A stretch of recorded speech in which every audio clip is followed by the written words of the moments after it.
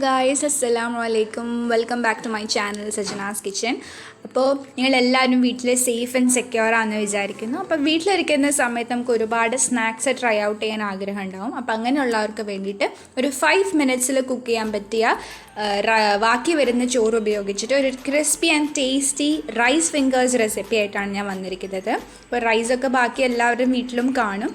അപ്പോൾ നമുക്ക് വേഗം തന്നെ റൈസ് ഫിംഗേഴ്സ് റെസിപ്പിയിലോട്ട് പോകാം. അപ്പോൾ ഇതിന് വേണ്ടിയിട്ട് ഞാൻ 1 കപ്പ് റൈസാണ് എടുത്തിരിക്കുന്നത്. ഞാനിവിടെ അര കപ്പ് വെച്ചിട്ടുള്ള ചോറാണ് എടുത്തിരിക്കുന്നത്. ഈ 1 കപ്പ് റൈസ് നമുക്ക് നന്നായിട്ടൊന്ന് ഉടച്ചെടുക്കണം, കൈവച്ച് ഉടച്ചെടുക്കാം. എൻ്റെ ചോറ് നല്ല റഫ് ടെക്സ്ചർ ആയിരുന്നു, അതുകൊണ്ട് ഞാൻ കുറച്ച് മിക്സിയിലും കൂടി ഇട്ട് ഗ്രൈൻഡ് ചെയ്തിട്ടുണ്ടായിരുന്നു. നന്നായിട്ട് ഉടച്ചെടുക്കാം. ഇപ്പോൾ നല്ല ടെക്സ്ചറായിട്ട് വന്നിട്ടുണ്ട്. ഇനി ഇതിലേക്ക് നമുക്ക് 1 കപ്പ് അരിപ്പൊടിയും കൂടി ചേർക്കാം. അരിപ്പൊടി ചേർക്കുമ്പോൾ നമ്മുടെ ഫിംഗേഴ്സ് കുറച്ചും കൂടി ക്രിസ്പി ആയിട്ട് കിട്ടും. ഇനി ഇതിലേക്ക് നമ്മുടെ ജിഞ്ചർ ഗാർലിക് പേസ്റ്റ് ഇടാം. ജിഞ്ചർ ഗാർലിക് പേസ്റ്റ് വേറൊരു ഫ്ലേവറാണ് നമ്മുടെ റൈസ് ഫിംഗേഴ്സിന് കിട്ടുക.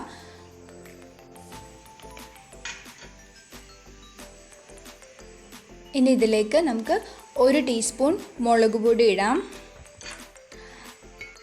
ഒരു 1/2 ടീസ്പൂൺ മഞ്ഞൾപ്പൊടിയും കൂടി ആഡ് ചെയ്യാം. പിന്നെ ആവശ്യത്തിന് ഉപ്പും ചേർക്കാം. പിന്നെ ഞാനിവിടെ 1 ടീസ്പൂൺ ബട്ടറാണ് ആഡ് ചെയ്തിരിക്കുന്നത്. ഞാനിപ്പോൾ ബട്ടർ ഇട്ട് കുറച്ച് കുറഞ്ഞു പോയി, കാരണം ഞാൻ വെള്ളം ചേർക്കാണ്ടാണ് കുഴച്ചെടുക്കുന്നത്. അപ്പോൾ നിങ്ങൾക്ക് ആവശ്യമനുസരിച്ച് ബട്ടർ ആഡ് ചെയ്യാം. വെള്ളം ചേർക്കാതെ വേണം ഇത് കുഴച്ചെടുക്കാൻ.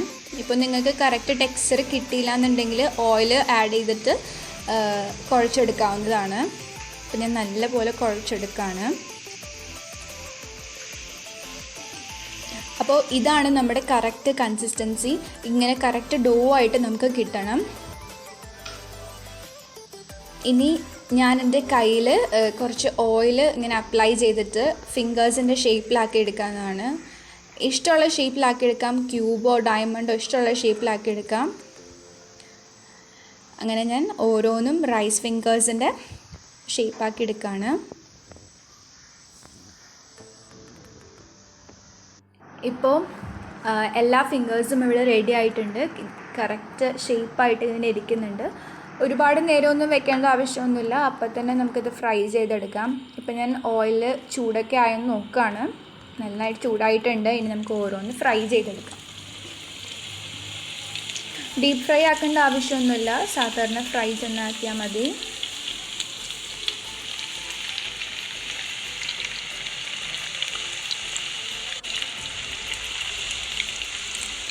അപ്പോൾ കുക്കിംഗ് വീഡിയോസിന് പുറമേ ഞാൻ നല്ല വെറൈറ്റി ആയിട്ടുള്ള വേറെ കുറേ വീഡിയോസും ഞാൻ ആഡ് ചെയ്യുന്നതായിരിക്കും. അതുകൊണ്ട് നിങ്ങൾ എല്ലാവരും സബ്സ്ക്രൈബ് ചെയ്യുക, ഓൾ ബട്ടൺ നിൽക്കുക. അപ്പോൾ പുതിയ വീഡിയോസിൻ്റെ നോട്ടിഫിക്കേഷൻസ് വരുന്നതായിരിക്കും. അപ്പോൾ നമ്മുടെ ഫ്രൈസൊക്കെ ഇവിടെ റെഡിയായി വരുന്നുണ്ട്.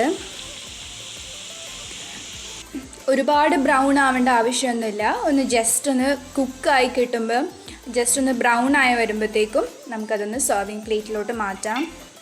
നിങ്ങൾ എന്തായാലും ട്രൈ ചെയ്യേണ്ട ഒരു റെസിപ്പി തന്നെയാണ്, കാരണം ബാക്കി വരുന്ന ചോറ് എല്ലാവരുടെയും വീട്ടിലും കാണും. അതുമാത്രമല്ല 5 മിനിറ്റ്സിനുള്ളിൽ നമുക്ക് കുക്ക് ചെയ്യാൻ പറ്റുന്ന ഒരു ഡിഷും കൂടിയാണ്. ഈവനിങ് ആയിട്ട് കഴിക്കാൻ പറ്റിയ അടിപൊളി സ്നാക്കാണിത്. നിങ്ങൾ എന്തായാലും ട്രൈ ചെയ്ത് കമൻറ്റ് ബോക്സിൽ ഫീഡ്ബാക്കൊക്കെ പറയേണ്ടതാണ്. അപ്പോൾ നമ്മുടെ ഫിംഗേഴ്സ് ഇവിടെ റെഡി ആയിട്ടുണ്ട്. മയോനൈസിൻ്റെ ഒപ്പമാണ് ഇത് ഏറ്റവും കൂടുതൽ കോംബോ ആയിട്ട് പോവുക. സോസിൻ്റെ ഒപ്പവും പോവും. ഞാനിത് കുറച്ച് മല്ലിയിലയും കൂടി വിട്ട് വിതറി സെർവ് ചെയ്തിട്ടുണ്ട്. അപ്പോൾ പുതിയ വീഡിയോസായിട്ട് ഞാൻ വീണ്ടും വരും. അപ്പോൾ അതുവരെ അസ്സലാമു അലൈക്കും.